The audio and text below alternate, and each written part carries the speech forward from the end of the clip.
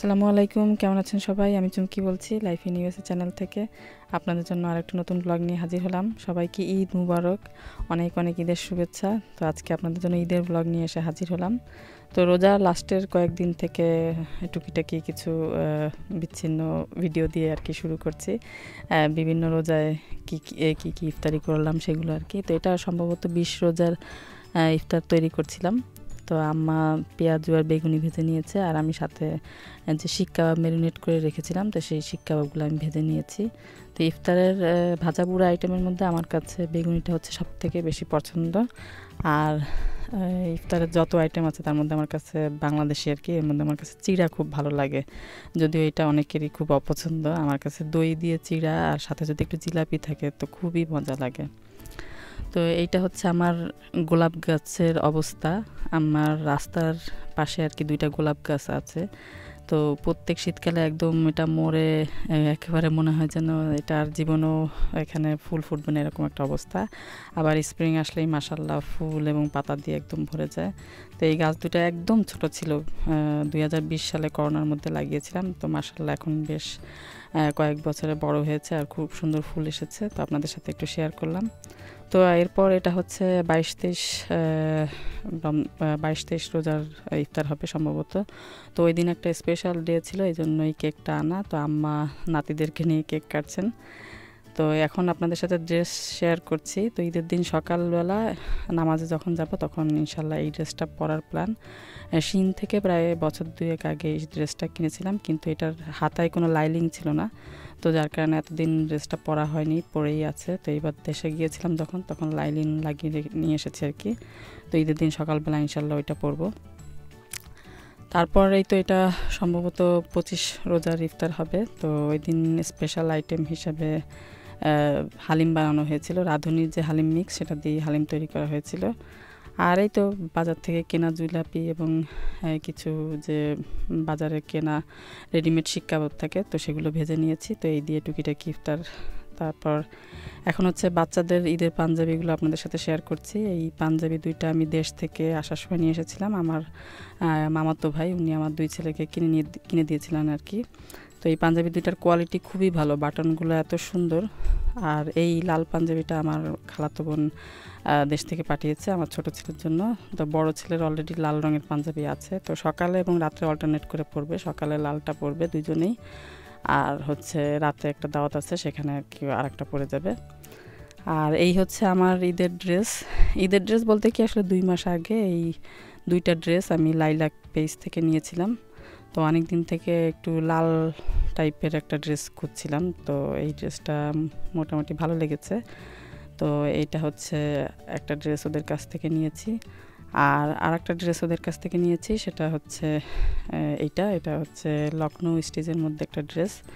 আমার লখনৌ স্টিচের কাজ করা কোনো ড্রেস নেই, তো অনেক দিন থেকেই টার্গেট ছিল যে ওদের লখনৌ কালেকশান আসলে একটা নিব।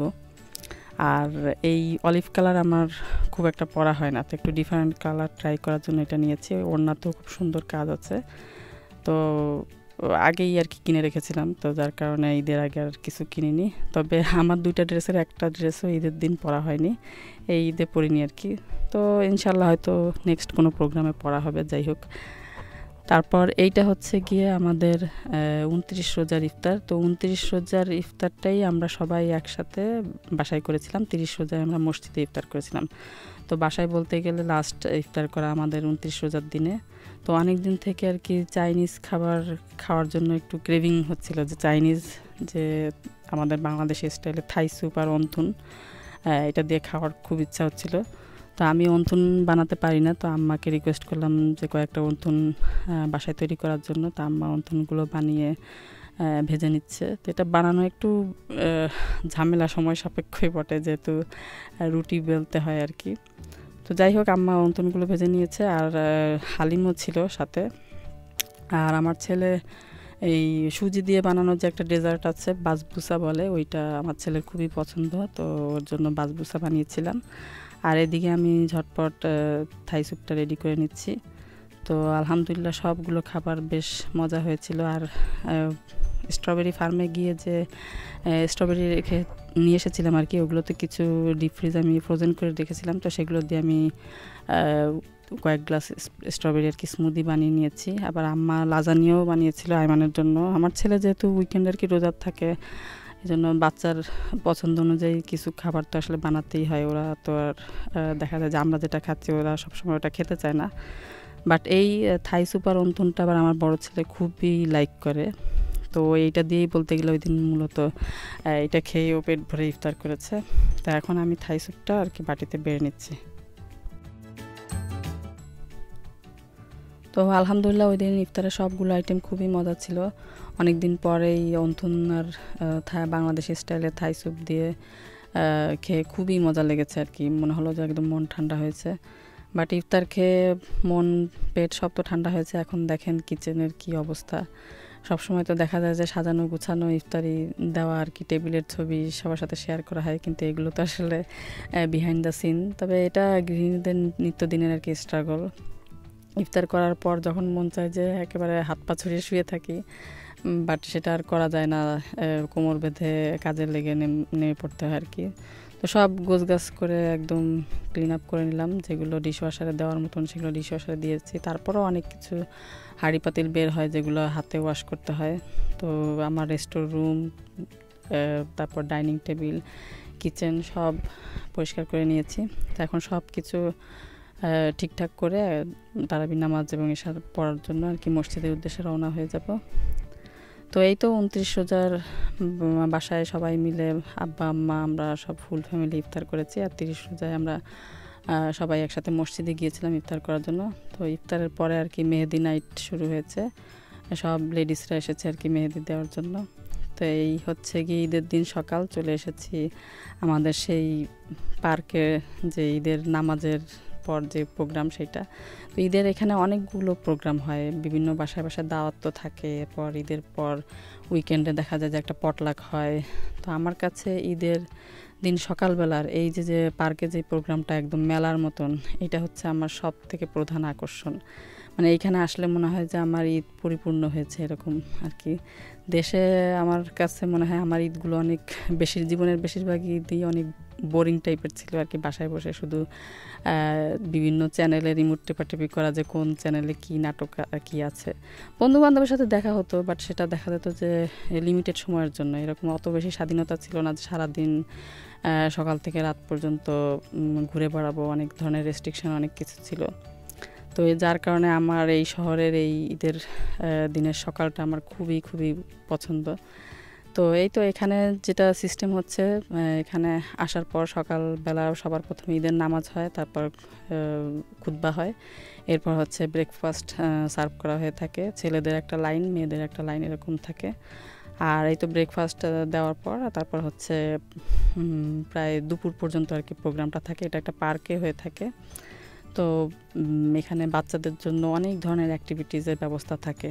তো এইটা হচ্ছে আর একটা অ্যাক্টিভিটি, যেটা হচ্ছে রোজার শেষের দিকে বাচ্চাদের এখানে কোরআন কম্পিটিশান হয়ে থাকে, এবং সেই কোরআন কম্পিটিশানের রেজাল্টটা ঈদের দিন ঘোষণা করা হয়। তো মাশাআল্লাহ আমার ছোট ছেলে কোরআন কম্পিটিশানে সেকেন্ড প্রাইজ পেয়েছে এইবার।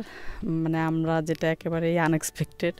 আর আমার বড় ছেলে ওর গ্রুপের মধ্যে আর কি থার্ড প্রাইজ উইনার হয়েছে। মাশাআল্লাহ আমার কাছে মানে ঈদের আনন্দ আরও বেশি দ্বিগুণ হয়ে গেছে যখন দুই ছেলের পুরস্কারের কথা ঘোষণা হয়েছে। তো এইটা বাচ্চাদের জন্য একটা অনেক বড় ধরনের এনকারেজমেন্ট। পুরা রমজান মাস জুড়ে দেখা গেছে যে ওরা এই কম্পিটিশনটার জন্য সূরা প্র্যাকটিস করেছে, যার কারণে একদিক দিয়ে হয়েছে কি যে ওদের পুরনো যেই সূরাগুলো ওদের আগে থেকে পড়া ছিল সেগুলো ঝালাই হয়ে গেছে, আবার নতুন কিছু সূরা শিখেছে। বাসায় যদি এমনিতে পড়তে বলতাম তাহলে কিন্তু দেখা যেত ওরা পড়তো না, কিন্তু এইখানে যে কম্পিটিশনে অংশগ্রহণ করবে এই ওসিলায় দেখা গেছে যে ওরা উৎসাহ নিয়ে পুরা রোজার মাস জুড়ে এইভাবে ওদের মানে সূরা পড়া হয়ে গেছে, একদিক দিয়ে কোরআন পড়া হয়ে গেল। আর ঈদের দিন সকালবেলা এই যে ওদের যে মানে একটা এক্সাইটমেন্ট, আর এই যে সবাইকে এনকারেজ করার জন্য এখানে মানে যারাই পার্টিসিপেট করেছে এই কোরআন কম্পিটিশনে সবাই কিন্তু $10 করে টাকা পেয়েছে আর কি। আর ফার্স্ট সেকেন্ড থার্ড যারা হয়েছে তাদেরকে একটু বেশি অ্যামাউন্ট দেওয়া হয়েছে। তো সবাইকে এনকারেজ করার জন্য এই যে ওরা মানে মসজিদ থেকে যে এই আয়োজনটা করেছে, এটা মানে বাচ্চাদের জন্য খুবই ভালো। একদম হালাল ওয়েতে কোনো নাচ গান না করে বাচ্চারা আনন্দ পাচ্ছে। আর এই ঈদের দিন সকালবেলায় এই যে এই মানিটা এটা হচ্ছে ওদের কাছে একটা সেলামির মতন ঈদের দিন একটা টাকা পেয়ে যাচ্ছে আর কি। তো টাকা যেটা এটা আসলে কিছুই না, তারপরও এটা আর কি বাচ্চারা ছোটো মানুষরা তো অত কিছু বুঝে না যে সার্টিফিকেট বা ইয়ে কী, তো এটা ওদের জন্য একটা অনেক বড় ধরনের এনকারেজমেন্ট এবং পুরা রোজার মাস জুড়ে এইভাবে সূরা পড়া হয়ে যাচ্ছে। তো যাই হোক, তো এই আর কি বাচ্চাদের জন্য অনেক ধরনের বাউন্সিং ক্যাসেল যেগুলো দেখলাম, হাওয়াই মিঠাই, ট্রেন, অনেক কিছু ছিল। তো এরপর আর কি ওখানে দুপুরের খাবারটা দিয়ে দিয়েছে 11:30টার দিকে। তো আমরা ওখান থেকে খাওয়া দাওয়া করে তারপর এখন আমরা এসেছি আর একটা দাওয়াতে।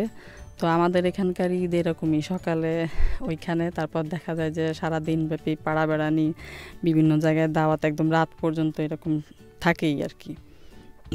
যার জন্য দেখা যায় যে অন্যান্য টিপিক্যালি মানে গৃহিণীদের যে শুধু রান্না বান্না করো সারাদিন শুধু বাসায় মানে আমার এখানে দেখা যায় যে উল্টা, আমি ঈদের দিন আমার দেখা যায় যে বাসায় চুলাই জ্বালানো হয় না, এরকম একটা অবস্থা। আমি সবসময় দেখা যায় যে ঈদের পর দিন মানে বাসায় যদি গেস্ট ইনভাইট করি, যে এবার আমাদের বাসায় বলেছি, তখন আর কি রান্নাবান্নার একটা প্রিপারেশান থাকে। কিন্তু গেস্ট ওইভাবে যদি কোনো ইনভাইটেশন না থাকে, বাসায় যদি কাউকে না আসতে বলি, তাহলে তার মানুষ আসলে আসে না। তো তখন দেখা যায় যে আর নিজেদের খাওয়ার জন্য আর রান্নাবান্না করলে সেটা ওয়েস্ট হয়, ওই দিন দেখা যায় যে আর খাওয়াই হয় না, শুধু শুধু বাসি হয়। তো যাই হোক, আমার এক ভাবি, উনি নতুন বাসায় মুভ হয়েছেন, ওনার বাসাটা খুবই সুন্দর আর উনি খুবই গুণী একজন মানুষ আর কি। এত কিছু, এত মজার মজার আইটেম রান্না করেছে, যেমনও মানে তার বাসা সুন্দর তেমনও উনি সুন্দর, এবং তেমনও সুন্দর ওনার হাতের রান্নাবান্না, সব খাবার অনেক মজা ছিল। তো এই আর কি আমাদের ঈদের দিনটা এইভাবেই কেটে গিয়েছে। এছাড়া রাতেও এক জায়গায় ইনভাইটেশন ছিল, সেখানে আর কোনো ভিডিও করা হয়নি। তো আপনাদের ঈদ কেমন কাটলো কমেন্ট করে জানাবেন। ভালো থাকবেন সবাই, আর আমার চ্যানেলটা প্লিজ সবাই সাবস্ক্রাইব করবেন। আল্লাহ হাফেজ, ঈদ মুবারক।